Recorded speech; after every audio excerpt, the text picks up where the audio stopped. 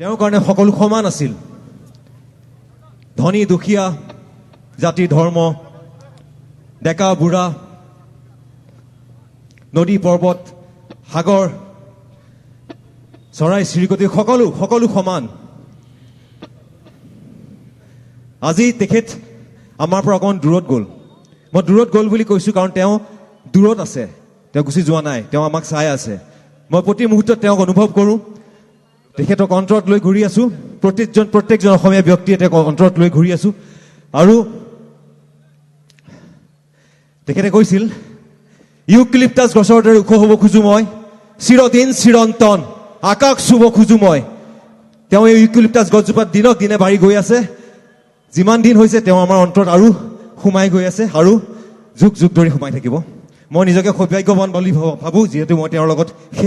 তেখেতৰ শেষ সৃষ্টিত মই অলপ অংশ হ'ব পাৰিলোঁ আৰু মই সৰুতে পোৱা তেখেতক যোৰহাটত আমি একেলগে একে ওচৰত আছিলোঁ নেইবাৰ্ছ সেই সৰুকালৰ সময়খিনি পালোঁ তাৰপিছত মই শেষৰ সময়খিনি পালোঁ মাজত মই বিশেষ তেওঁৰ লগত সময় পাৰ কৰিব নোৱাৰিলোঁ দুৰ্ভাগ্য কিন্তু তেখেতে মোক আশীৰ্বাদ দি গ'ল আৰু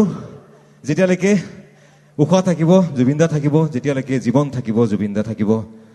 জয় জুবিন দা I love you, Juminda, wherever you are. Thank you. ধন্যবাদ